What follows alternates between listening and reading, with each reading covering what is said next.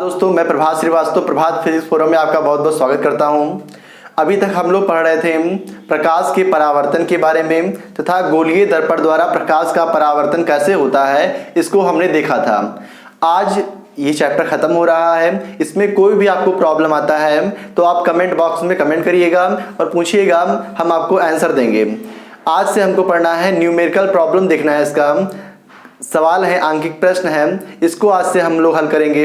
यदि आपको ये चैनल पसंद आता है तो इसको लाइक कीजिए, सब्सक्राइब करिएगा और शेयर करते रहिएगा। जितना ही ज़्यादा शेयर करेंगे उतनी ही तेज़ी से हम वीडियो आपको देना शुरू कर देंगे। तो देखते हैं, पहला न्यूमेरिकल प्रॉब्लम है आपका। लिखा है, यदि समतल पृष्ठ पर आपतित किरण अभिलंब के साथ 60 डिग्री का कोण बनाती है तो परावर्तित किरण अभिलंब के साथ कितने डिग्री का कोण बनाएगी। एक समतल पृष्ठ है, पहला है आपका क्वेश्चन। एक समतल पृष्ठ है, यहां से एक किरण आप क्या कर रहे हैं, डाल रहे हैं। डालने के बाद ये किरण क्या हो जा रही है, परावर्तित हो जा रही है। जो किरण आ रही है इसको आप बोलेंगे आपतित किरण। टकराने के बाद जो जा रही है इसको क्या बोलेंगे आप, परावर्तित किरण कहेंगे। ये आपकी आपतित किरण हो गई, इंसिडेंट रेज इंग्लिश में बोलते हैं, और इसको क्या बोलते हैं, रिफ्लेक्टेड रेज, यानी कि परावर्तित किरण हो गई।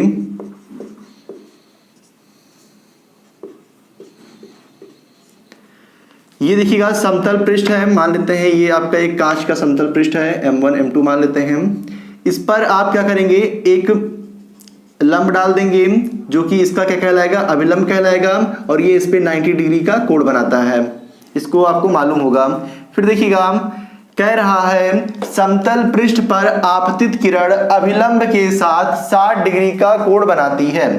तो आपतित किरण ये आपका अभिलंब हो गया, इसको क्या बोलते हैं, नॉर्मल बोलते हैं इंग्लिश में, और हिंदी में बोलते हैं अभिलंब कहते हैं। तो ये नॉर्मल के साथ क्या बना रही है, 60 डिग्री का कोण बना रही है। इसका मतलब आपतन कोण कह रहा है कि 60 डिग्री है, इसी को आपतन कोण कहते हैं। तो आपतन कोण 60 डिग्री है, तो आपतित किरण 60 डिग्री हो गई। कह रहा है तो परावर्तित किरण अभिलंब के साथ कितने डिग्री का कोण बनाएगी। इसका मतलब ये परावर्तित किरण है जो परावर्तित हो रही है, तो इनके बीच का कोण पूछ रहा है कि इनके बीच का एंगल कितना होगा, तो इसको बताना है आपको। तो आप जानते हैं इसको कहते हैं, ये आपका सपोजेड नाम देते हैं AOBC। CO अभिलंब हो गया, एंगल AOC ये आपका कहलाएगा आपतन कोण कहलाएगा। एंगल COB आपका परावर्तन कोण कहलाएगा। और आप जानते हैं आपतन कोण I बराबर, आपको पढ़ाए थे हम समतल पृष्ठों पे प्रकाश का परावर्तन के दो नियम है। पहला नियम है आपका, प्रकाश क्या होता है, आपतन कोण और परावर्तन कोण बराबर होते हैं। और दूसरा नियम क्या है, आपतन बिंदु पे डाला गया अभिलंब तथा आपतित किरण परावर्तित किरण तीनों के जो तीनों बिंदु होते हैं वो क्या होते हैं, एक ही तल में आकर मिलते हैं। तो यहाँ पे देखिएगा कोण I बराबर क्या हो जाएगा, कोण R हो जाएगा। तो कोण I का मान दे दिया है 60 डिग्री और पूछ रहा है कोण R कितना होगा, तो आप बता देंगे कोण R भी कितना हो जाएगा, 60 डिग्री। अतः लिख सकते हैं आप अभिलंब के साथ 60 डिग्री का कोण बनाएगी। परावर्तित किरण इस अभिलंब के साथ, ये अभिलंब हो गया, अभिलंब के साथ कितने डिग्री का कोण बनाएगी, 60 डिग्री का कोण बनाएगी। तो पहला आपका आंसर ये हो गया, यहाँ लिख सकते हैं अतः अभिलंब के साथ 60 डिग्री का कोण बनाएगी। दूसरा देखिएगा आंसर, आप लगाते भी रहिए, दूसरे वाले का आप कमेंट करिएगा कमेंट बॉक्स में कि कितना आंसर आएगा। कह रहा है यदि किसी समतल पृष्ठ पर आपतित किरण अभिलंब के साथ 50 डिग्री का कोण बनाती है तो परावर्तित किरण अभिलंब के साथ कितने डिग्री का कोण बनाएगी। समतल पृष्ठ पर आपतित किरण अभिलंब के साथ 50 डिग्री का कोण बनाती है, 60 के बजाय क्या कर दिया है, 50 डिग्री का कोण बनाती है। तो आपतित किरण किसके साथ, अभिलंब के साथ 50 डिग्री का कोण बनाती है। तो कह रहा है तो परावर्तित किरण अभिलंब के साथ कितनी डिग्री का कोण बनाएगी। सेम ऐसे ही सवाल पहले वाले की तरह है। तो जब ये 50 डिग्री का कोण बनाती है तो दूसरा वाला भी कितने डिग्री का कोण बनाएगा, 50 डिग्री का कोण बनाएगा। तो हम लिख सकते हैं अतः परावर्तित किरण अभिलंब के साथ कितने डिग्री का कोण बनाएगी? 50 डिग्री का कोण बनाएगी। तीसरा सवाल है आपका, कह रहा है यदि कोई प्रकाश किरण समतल पृष्ठ पर 40 डिग्री पर आपतित होती है तो ज्ञात कीजिए आपतन कोण, और नंबर 2 क्या कह रहा है? परावर्तन कोण कितना होगा।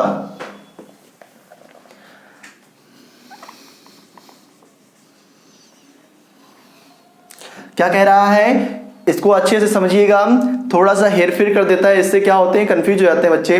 लिखा है यदि कोई प्रकाश किरण समतल पृष्ठ पर 40 डिग्री पर आपतित होती है। समतल पृष्ठ है ये, इसको क्या बोलते हैं? समतल पृष्ठ या चिकना पृष्ठ। समतल पृष्ठ पर कितने डिग्री पर आपतित होती है? 40 डिग्री पर आपतित होती है। ये समतल पृष्ठ हो गया और ये आपतित किरण हो गया। कितने डिग्री पे आपतित हो रही है? 40 डिग्री पे आपतित हो रही है। तो ये 40 डिग्री पे क्या हो रही है? आपतित हो रही है। कह रहा है बताइए आपतन कोण कितना होगा और परावर्तन कोण कितना होगा। तो आपतन कोण कितना हो जाएगा? आपको पता है आपतन कोण क्या होता है? ये कोण आई, और ये जितना कोण आई होगा उतना ही कोण क्या होगा? आर होगा। दोनों कोण आपस में क्या होते हैं? बराबर होते हैं। अब आपको बताना है कि ये कोण आई और कोण आर कितना होगा। एंगल आई और एंगल आर कितना होगा। तो क्या करना होगा हमें? अब की बार हमें इसको बोलते हैं आपतन कोण। आपको आपतन कोण नहीं दिया है कि आपतन कोण कितना होगा, ना ही परावर्तन कोण दिया है। हमें दे दिया है कि ये क्या कर रहा है, यदि कोई प्रकाश किरण समतल पृष्ठ पर 40 डिग्री पर आपतित हो रही है, समतल पृष्ठ पे 40 डिग्री पर ये आपतित हो रहा है। तो आप जानते हैं ये समतल पृष्ठ हो गया, इस पे ये क्या है? नॉर्मल है। तो ये इस पे 90 डिग्री का कोण बनाता है। तो ये वाला जो एंगल हो जाएगा, ये एंगल कितना हो जाएगा? 90 डिग्री हो जाएगा। जब ये 90 हो जाएगा तो आपका एंगल कह सकते हैं M1OC कितना है? 90 है एंगल, इसका मतलब कोण हुआ M1O और ये C इक्वल कितना है? 90 डिग्री है। ये देखिएगा कोण दिया है आपका M1OA कितना दिया है आपको? 40 डिग्री दिया है। देखिएगा M1OC को आप लिख सकते हैं एंगल M1OC इक्वल क्या लिख सकते हैं? एंगल AOM1 लिख सकते हैं, एंगल AOM1 और प्लस इसको लिख सकते हैं AOC लिख सकते हैं, एंगल AOC। इसको आप अलग अलग कोणों में विभाजित कर लिए, जोड़ेंगे तो पूरा आपका 90 आ जाएगा। अब इसका मान दिया है 90 है, एंगल M1OC का मान कितना है? 90 डिग्री है। उठा के रख देते हैं, इक्वल कितना हो जाएगा? एंगल AOM1 इसका मान दे दिया है 40 डिग्री, तो 40 रखेंगे और प्लस एंगल AOC निकालना है, इसका मान हमें पता करना है कि कितना होगा, और इसी को बोलेंगे कोण आई बोलेंगे। फिर देखेंगे 90, ये कितना हो जाएगा आपका? 90। ये वाला जब इधर आएगा आप इसको पशांता करेंगे तो प्लस है, इधर आएगा तो माइनस हो जाएगा, बराबर कितना हो जाएगा? एंगल AOC हो जाएगा। सेपरेट कर लीजिए, कितना आ जाएगा? 90 माइनस 40 इक्वल कितना हो जाएगा? 50 हो जाएगा। कितना आ जाएगा? एंगल AOC, यानी एंगल AOC का मान कितना होगा यहाँ पर? 50 डिग्री होगा। या आप वैसे भी देख सकते हैं, जल्दी आपको हल करना होगा। 1 नंबर का सवाल है, ये पूरा आपका एंगल 90 है तो ये 40 दिया है, तो 90 में से आपका 40 गया तो कितना आ जाएगा? 50। जब ये 50 है तो आपतन कोण जितना होता है उतना ही क्या होता है? परावर्तन कोण होता है। तो एंगल COB भी कितना हो जाएगा आपका? 50 हो जाएगा। तो ये वाला एंगल भी कितना हो जाएगा आपका? 50 डिग्री हो जाएगा। ये किसके बराबर हो जाएगा? इक्वल लिख सकते हैं आप, एंगल COB लिख सकते हैं। तो दोनों कोण आपस में क्या हो जाएंगे? बराबर हो जाएंगे। समझ में आ रहा होगा। नेक्स्ट क्वेश्चन है आपका, मजेदार सवाल है। कह रहा है 20 मीटर ऊंचाई के मनुष्य को अपना पूर्ण प्रतिबिंब देखने के लिए दर्पण की आवश्यक न्यूनतम ऊंचाई कितनी होगी, या आवश्यक न्यूनतम ऊंचाई का मान कितना होगा। तो हम जब समतल दर्पण पढ़ा रहे थे और समतल दर्पण का गुण पढ़ा रहे थे, तो समतल दर्पण के गुण में बताए थे एक मनुष्य है, उसकी ऊंचाई h है, उसकी हाइट h है, तो उसको प्रतिबिंब देखना है मिरर में। तो मिरर में अपना इमेज देखने के लिए मिरर की मैक्सिमम ऊंचाई h/2 होनी चाहिए। इसको हम आपको बताए थे। यदि उसकी हम एग्जांपल भी लिए थे कि हम सपोज दैट 6 फुट के हैं, तो मिरर की मैक्सिमम ऊंचाई कितनी होनी चाहिए, 3 फुट तो होनी चाहिए। मतलब हमारा 6 का क्या हो जाएगा, आधा हो जाएगा। इतनी ऊंचाई होगी तभी हमारा पूरा प्रतिबिंब उस दर्पण में बनेगा, अन्यथा नहीं बनेगा। सेम ऐसे ही कह रहा है, यहां पर 20 मीटर ऊंचाई के मनुष्य की हाइट कितनी है, h इक्वल टू दिया है 20 मीटर। तो कह रहा है मिरर की मैक्सिमम ऊंचाई कितनी होगी, तो दर्पण की मैक्सिमम ऊंचाई होनी चाहिए प्रतिबिंब बनने के लिए। दर्पण की ऊंचाई h डैश बराबर क्या हो जाएगा, h/2 हो जाएगा। यह h डैश बराबर लिख सकते हैं 20/2 लिख सकते हैं, इक्वल कितना हो जाएगा 10 मीटर। यानी कि मिरर की मैक्सिमम ऊंचाई कितनी होनी चाहिए, 10 मीटर होनी चाहिए। यदि एक 20 मीटर ऊंचाई का मनुष्य है तो उसको 10 मीटर का प्रतिबिंब, 10 मीटर के दर्पण की आवश्यकता होगी, तभी वो अपना प्रतिबिंब उसमें देख पाएगा, अन्यथा नहीं देख पाएगा। फिर देखिएगा अगला सवाल है आपका, इसको नोट कर लीजिएगा, स्क्रीनशॉट ले लीजिएगा। हम इसको इरेज कर रहे हैं। नेक्स्ट क्वेश्चन है आपका, यदि समतल पृष्ठ पर आपतित किरण अभिलंब के साथ 60 डिग्री का कोण बनाती है तो परावर्तित किरण समतल पृष्ठ के साथ कितने डिग्री का कोण बनाएगी। सेम ऐसे ही सवाल है, इसको बता चुके हैं। लिखा है समतल पृष्ठ पर आपतित किरण अभिलंब के साथ 60 डिग्री का कोण बनाती है। यहां पर ये दे दिया है आपको, इसको बोलते हैं आपतन कोण बोलते हैं। कह रहा है समतल पृष्ठ पर आपतित किरण अभिलंब के साथ कितने डिग्री का कोण बनाती है, 60 डिग्री का कोण बनाती है अभिलंब के साथ। इसका मतलब ये डिग्री आपको दे दिया है, 60 डिग्री का कोण बनाती है। कह रहा है परावर्तित किरण समतल पृष्ठ के साथ कितने डिग्री का कोण बनाएगी। ये जो परावर्तित किरण है इसको बोलते हैं रिफ्लेक्टेड रेज। ये परावर्तित किरण इस अभिलंब के साथ, मतलब ये वाला एंगल पूछ रहा है आपसे कि ये वाला एंगल बताइए, ये एंगल कितना होगा। परावर्तित किरण इस समतल पृष्ठ के साथ, समतल पृष्ठ के साथ कितने डिग्री का कोण बनाएगी, ये वाला एंगल आपसे पूछ रहा है, इसको आप बता दीजिए। तो आप जानते हैं आपतित किरण और परावर्तित किरण आपस में क्या होते हैं, बराबर होते हैं। तो ये 60 डिग्री है, तो ये वाला भी क्या हो जाएगा, 60 डिग्री हो जाएगा। एंगल I बराबर एंगल क्या होता है, R होता है। तो ये 60 दिया है, तो कोण R बराबर कितना हो जाएगा, 60 हो जाएगा। जब ये 60 हो जाएगा, लेकिन आपसे ये नहीं पूछ रहा है कि परावर्तित किरण अभिलंब के साथ कितने डिग्री का कोण बनाएगी। यदि परावर्तित किरण अभिलंब के साथ पूछा होता तो आप बोल देते 60 डिग्री का बनाएगी, लेकिन पूछ रहा है परावर्तित किरण समतल पृष्ठ के साथ कितने डिग्री का कोण बनाएगी। तो परावर्तित किरण समतल पृष्ठ के साथ आप जान गए होंगे कितने डिग्री का कोण बनाएगी। तो परावर्तित किरण समतल पृष्ठ के साथ आपका देखिएगा, ये आपका 60 है, एंगल R बराबर 60, तो ये पूरा 90 होता है। तो 90 माइनस क्या कर देंगे आप, 60 कर देंगे। कितना आ जाएगा आपका angle BO M2 equal to आ जाएगा आपका 90 माइनस 60, कितना हो जाएगा आपका 40 डिग्री हो जाएगा। और यही आपका हो जाएगा आंसर। सॉरी देखिएगा 90 माइनस 60 कितना हो जाएगा आपका, यहाँ पे 30 हो जाएगा, 40 नहीं होगा, यहाँ पर क्या होगा 30 होगा। देखिएगा अगला सवाल है आपका, अब आपका सवाल गोलीय दर्पण से लेते हैं। कोई समतल पृष्ठ द्वारा परावर्तन में कोई भी सवाल फंसता है आपका, तो आप कमेंट बॉक्स में कमेंट करिएगा, आप पूछिएगा कमेंट के जरिए, और इसमें जो भी सवाल नहीं समझ में आएगा उस पर बताइएगा, फिर से हम आपको बता देंगे। अगला सवाल है आपका गोलीय दर्पण के प्रकाश के परावर्तन से है। पहला सवाल है, इसमें लिखा हुआ है एक अवतल दर्पण की फोकस दूरी 10 मीटर है, तो अवतल दर्पण की वक्रता त्रिज्या का मान क्या होगा। अवतल दर्पण है और अवतल दर्पण की फोकस दूरी f बराबर दे दिया है 10 मीटर। तो पूछ रहा है इसकी वक्रता त्रिज्या r का मान क्या होगा। r बराबर क्वेश्चन मार्क कह रहा है।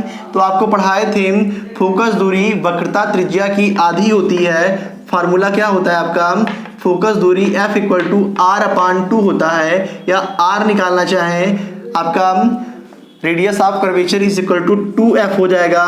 2 आप फोकल लेंथ कह सकते हैं। R इक्वल टू कितना हो जाएगा, 2F का मान कितना है आपका 10 मीटर है, 10 रख देते हैं, कितना आ जाएगा 20 मीटर। सिंपल सा सवाल था, एक नंबर में पूछ लेता है कि अवतल दर्पण की फोकस दूरी 10 मीटर है, अवतल के स्थान पे यहाँ पे उत्तल दर्पण कह देगा, तभी यही आंसर होगा। दोनों का फार्मूला एक ही होता है और आंसर भी यही होगा। हम इस फार्मूले को ड्राइव करवा चुके हैं, पीछे जाके आप वीडियो में देख लीजिएगा। इसको हम इरेज कर रहे हैं। वीडियो को आप नहीं लिख पाइएगा तो पॉज कर लीजिएगा, आराम से बैठ के कॉपी बनाइए, लिखते रहिए बराबर, तभी आपको समझ में आएगा। और बुक में जितने भी सवाल हैं सारे सवाल को आप सॉल्व करते रहिए, और जो भी सवाल नहीं आएगा आज कमेंट करिएगा, कल फिर से हम आपको न्यूमेरिकल लगवाएंगे और उसमें आपके सवाल को लेके साथ में और पूरे न्यूमेरिकल को खत्म कर देंगे। तो कल न्यूमेरिकल लगवा देंगे, आपके सारे न्यूमेरिकल क्या हो जाएंगे, खत्म हो जाएंगे। तो देखेंगे लिखा हुआ है 16 सेंटीमीटर फोकस दूरी के अवतल दर्पण के सामने एक वस्तु 8 सेंटीमीटर दूरी पर रखी है, प्रतिबिंब की स्थिति की गणना कीजिए।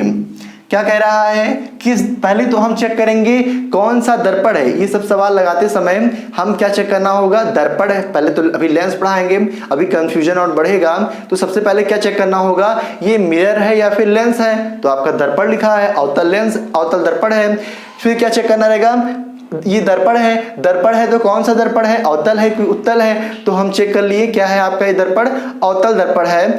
कह रहा है 16 सेंटीमीटर फोकस दूरी के अवतल दर्पण है। तो अवतल दर्पण में आप जानते हैं ये आपका अवतल दर्पण हो गया, पीछे की ओर कलई कर देते हैं और इसके अंदर की ओर कहीं इसका सेंटर C होगा और यहाँ इसका फोकस F होगा, ये इसका पोल P है। और इसके इधर की दूरियां क्या होती हैं, सारी की सारी दूरियां नेगेटिव ले ली जाती हैं, साइन कन्वेंशन में बताए थे। और इधर वाली दूरियां आपकी पॉजिटिव होती है। इसको ध्यान से देखिएगा तभी आपको ये सवाल लगेगा। ऊपर की जो दूरी नापी जाती है प्लस में और नीचे की जो दूरी नापी जाती है वो माइनस में, इतना आपको ध्यान होगा।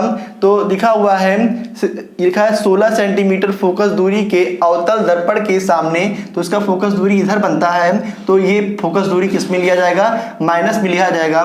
लिखा हुआ है F बराबर 16 सेंटीमीटर, और 16 सेंटीमीटर आप किस में लेंगे, अवतल दर्पण है, इसीलिए फोकस दूरी को आप किस में लेंगे, माइनस में लेंगे, तो -16 सेंटीमीटर लिख देंगे।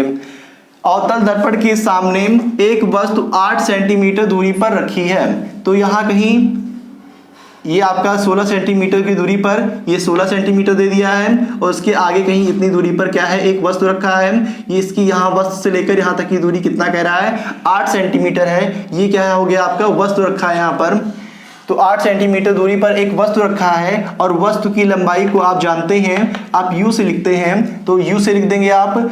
और ये साइन कैसा होगा, इस साइड में ले रहे हैं दूरी को, तो कैसा होगा, माइनस होगा, तो आप लिखेंगे -8 सेंटीमीटर। क्या पूछ रहा है आपसे, कह रहा है प्रतिबिंब की स्थिति की गणना कीजिए। प्रतिबिंब कितनी दूरी पर बनेगा, यहाँ पे वस्तु रखा हुआ है, तो आपका प्रतिबिंब कहाँ बनेगा, ये वस्तु यहां रखा हुआ है, तो आपका प्रतिबिंब कहां बनेगा, यही पूछ रहा है आपसे।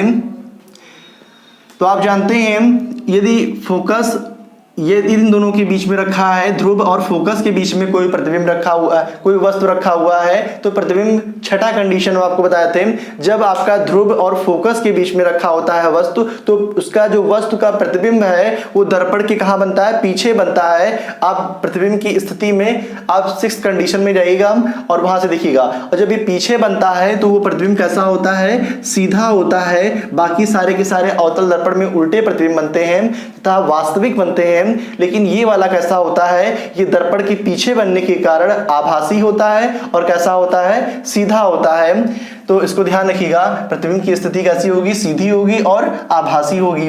ये यहीं से आप सॉल्व कर सकते हैं। बाकी आप ये बताना है कितनी दूरी पर होगी, यहां से कितनी दूरी पर होगी ध्रुव से, तो ये भी बताना है ये ध्रुव से कितनी दूरी पर आपका ये इमेज फॉर्म्ड होगा, इस चीज को आपको बताना है। तो सॉल्व कर लेते हैं इसको।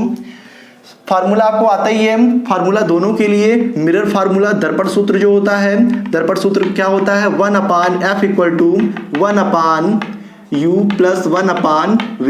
ये फार्मूला आपको आता होगा। ये दोनों के लिए, अवतल और उत्तल दोनों के लिए फार्मूला यूज होता है। बस साइन का थोड़ा सा आपको डिफरेंस रखना है कि साइन कौन सा लेंगे। तो यहाँ पे लिखा हुआ है एफ दे दिया है आपका, फोकस दूरी दे दिया है, कितना है -16 है, बराबर 1/u का मान कितना है -8 है, प्लस 1/ कितना है v है। इसको इधर पक्षांतर कर देते हैं तो 1/-16, इसको इधर लेके आएंगे तो ये माइनस से इधर आएगा तो प्लस हो जाएगा, 1/8 इज इक्वल टू 1/v हो जाएगा। सॉल्व करेंगे, दोनों का एलसीएम लेंगे तो आप जानते हैं 8 और 16 का एलसीएम कितना होता है, 8 और 16 का एलसीएम 16 ही होगा,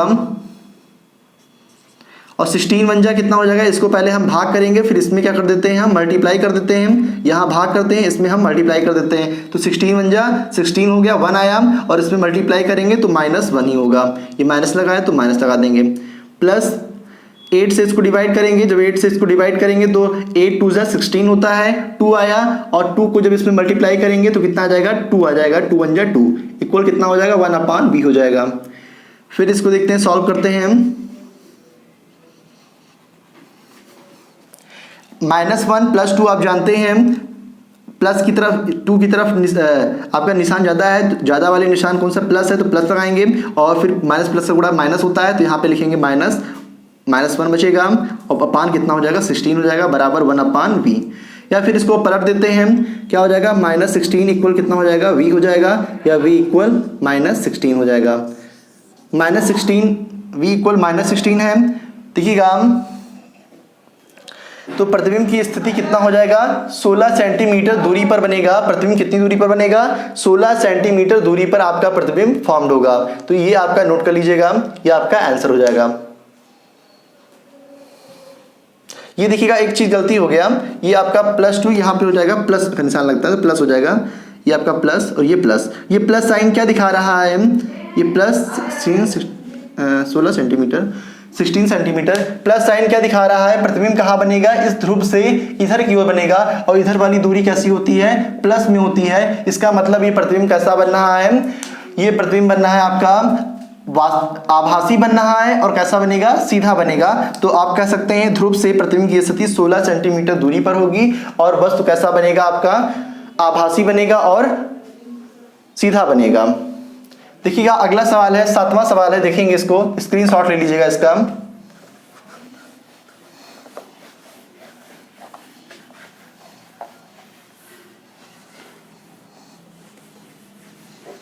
नेक्स्ट क्वेश्चन है आपका 7 है, कह रहा है 8 है, ये तो हो गया।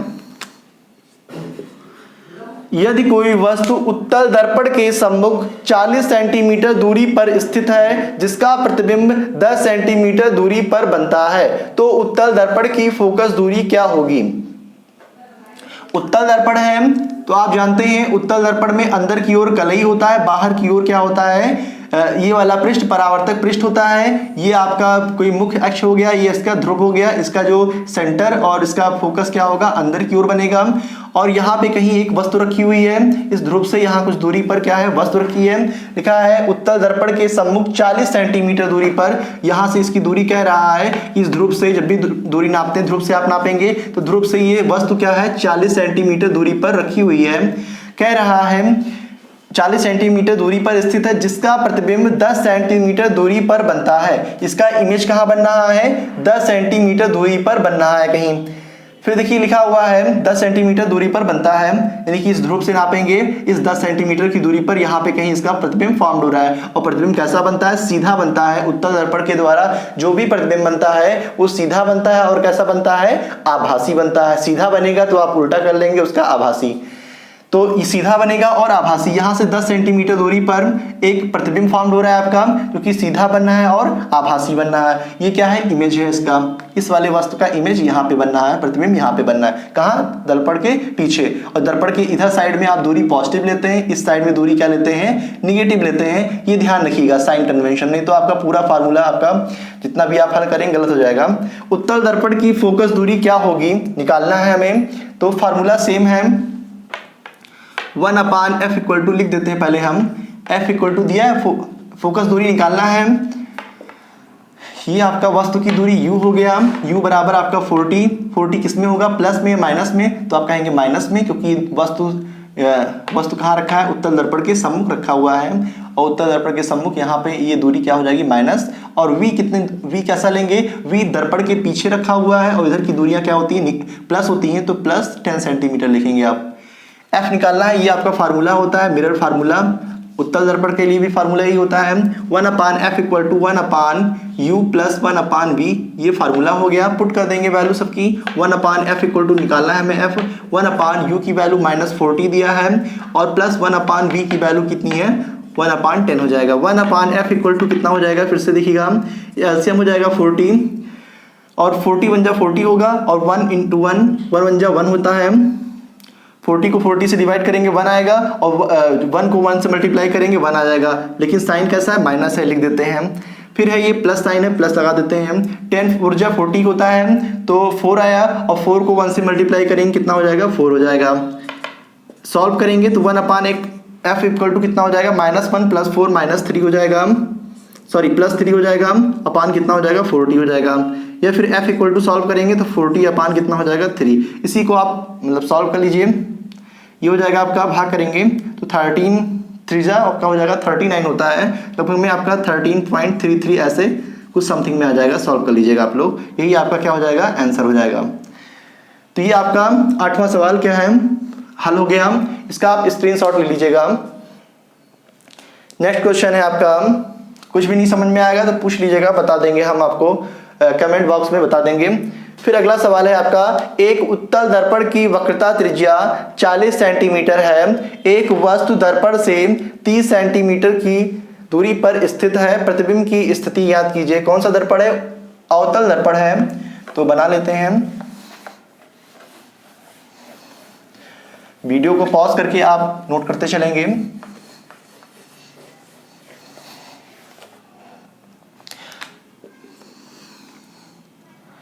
ये आपका अवतल दर्पण हो गया।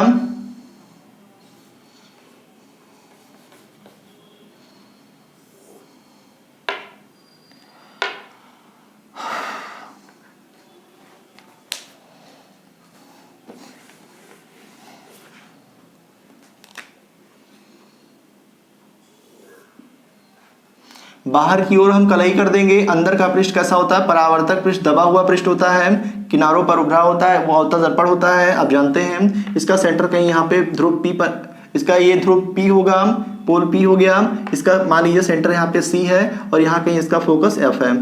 अब इसको करते हैं, सॉल्व करते हैं। क्या लिखा हुआ है, अवतल दर्पण की वक्रता त्रिज्या 40 सेंटीमीटर है, वक्रता त्रिज्या कह दिया है, इसका मतलब रेडियस ऑफ कर्वेचर कह रहा है। ये R का मान दे दिया है, कैपिटल R या स्मॉल r दोनों लिख सकते हैं। एक लड़का पूछा था, जो भी मानना चाहे, स्मॉल r मानना चाहे या फिर कैपिटल R मानना चाहे, दोनों मान सकते हैं हम। तो ये दे दिया है आपका 40 सेंटीमीटर। क्या है, इस ध्रुव से लेकर इस सेंटर तक की दूरी कह रहा है 40 सेंटीमीटर है। एक वस्तु दर्पण से 30 सेंटीमीटर दूरी पर स्थित है, यानी कि ये कहीं यहाँ पर एक वस्तु 30 सेंटीमीटर की दूरी पर, 10 से कम, ठीक है, 30 सेंटीमीटर की दूरी पर एक वस्तु क्या है, यहाँ पर स्थित है। फिर कह रहा है प्रतिबिंब की स्थिति ज्ञात कीजिए। तो ये इसकी यहाँ से लेके यहाँ तक की दूरी, वस्तु की दूरी कितनी है, 30 सेंटीमीटर है। क्या कह रहा है, प्रतिबिंब की स्थिति याद कीजिए। प्रतिबिंब कहाँ बनेगा ये आपको बताना है, तो आप लिख सकते हैं, पहले u का मान दे दिया है। कौन सा दर्पण है, ये अवतल दर्पण है, और इधर की दूरियां कैसी होती हैं, निगेटिव में होती हैं, तो सारा लिख डालेंगे। u बराबर कितना हो जाएगा आपका, माइनस, क्या लिखेंगे, माइनस, u का मान कितना है, -30 सेंटीमीटर। और ये क्या है, r है, स्मॉल r का मान भी माइनस में लिखेंगे, -40 सेंटीमीटर। r दे दिया है तो हम f भी निकाल सकते हैं, फोकस कितना होगा, तो आप जानते हैं r बराबर 2f होता है, या फिर f बराबर कितना होता है, r/2 होता है सूत्र। तो f बराबर कितना आ जाएगा आपका, ये आपका -40/2 कितना आ जाएगा, -20 आ जाएगा। f का मान -20 सेंटीमीटर, ये आपका -20 सेंटीमीटर, 20 सेंटीमीटर यहाँ से लेके यहाँ तक की दूरी हो गई। v पूछ रहा है, v कितना होगा, हमसे f नहीं पूछा है, क्या पूछा है, प्रतिबिंब की स्थिति बताइए। तो v का मान बताना है, सूत्र होता है आपका 1/f = 1/v + 1/u। 1/v निकालना है, इसको इधर पक्षांतर कर देते हैं तो 1/v बराबर लिख सकते हैं 1/f माइनस, इसको पक्षांतर करेंगे तो 1 क्या हो जाएगा u हो जाएगा, या 1/v इक्वल टू कितना हो जाएगा 1/f का मान कितना है -20 है, और फिर ये माइनस है 1/u का मान कितना है 30 है, 1/30 माइनस क्या है तो माइनस माइनस क्या हो जाएगा प्लस हो जाएगा, रखेंगे जब तो 1/v इक्वल टू कितना हो जाएगा एलसीएम इन दोनों का एलसीएम आपका हो जाएगा 30 और 20 का एलसीएम कितना होता है 60 हो जाएगा, और 23 एलसीएम आप निकालना जानते हैं इसीलिए हम निकलवा नहीं रहे हैं। तो 20 का 20 दूना 40 बेचते हैं 60 हो जाएगा 3 आयाम, और 3 एक नाम 3, लेकिन साइन कैसा है माइनस है तो -3 लिखेंगे और प्लस लगाएंगे 30 दूना 60 2 आया, 2 एक नाम 2, सॉल्व करेंगे कितना आ जाएगा देखिएगा -3 + 2 -1 होगा, अपान कितना हो जाएगा 60 हो जाएगा। इसको 1/v बराबर -1/60 आ गया, पलट देते हैं तो v बराबर कितना आ जाएगा -60 सेंटीमीटर आ जाएगा। इसका मतलब माइनस ये दिखा रहा है प्रतिबिंब कहीं यही बनेगा, और देखिएगा ये 40 हो गया और कितना आ रहा है 60 आ रहा है, इसका मतलब यहाँ कहीं वस्तु 20 इसके आगे और ठीक है, यहाँ कहीं वस्तु ये इस वस्तु का प्रतिबिंब यहाँ फॉर्म्ड होगा। और कैसा बनेगा पूछता आपसे कैसा बनेगा, तो आप बताते कि ये प्रतिबिंब उल्टा बनेगा, ठीक है उल्टा बनेगा और वास्तविक बनेगा, और ध्रुव से 60 सेंटीमीटर दूरी पर ये प्रतिबिंब क्या होगा बनेगा। अगला सवाल ये लगाना है हमें, लिखा हुआ है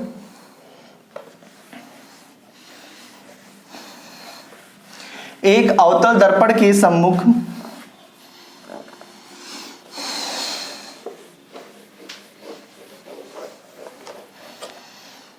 है, एक अवतल दर्पण के सम्मुख रखी वस्तु की लंबाई 20 सेंटीमीटर है। अवतल दर्पण कह रहा है, अवतल दर्पण है, इसके सम्मुख एक वस्तु रखी हुई है, इसकी लंबाई मतलब इस वस्तु की लंबाई, वस्तु की दूरी नहीं कह रहा है, वस्तु की लंबाई कह रहा है। इस बार ये वस्तु कितना लंबा है 20 सेंटीमीटर लंबा है, 20 सेंटीमीटर लंबा एक यहाँ पे वस्तु रखा है, मान लेते हैं AB वस्तु है,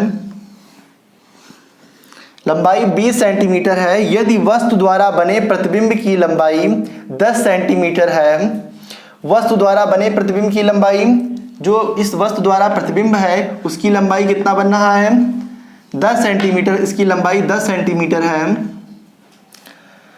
तो अवतल दर्पण द्वारा बने प्रतिबिंब का रेखीय आवर्धन ज्ञात कीजिए। तो आपको फार्मूला मालूम है, फार्मूला क्या होता है, आवर्धन बराबर,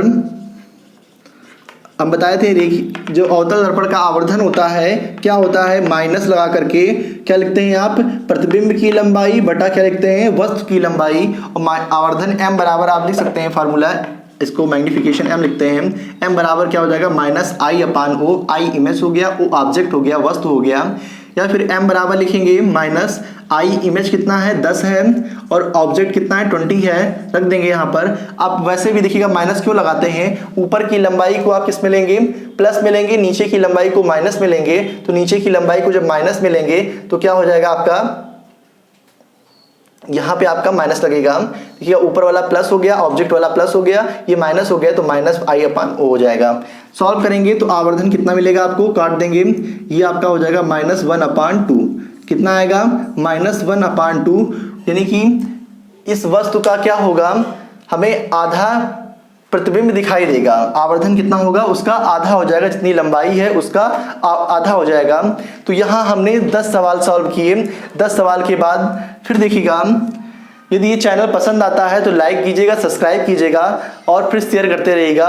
हम आपको जितने भी सवाल हैं सारे सवाल देते रहेंगे, और जितने भी आप कोई भी सवाल फंस रहा होगा तो कमेंट बॉक्स में कमेंट करिएगा। धन्यवाद।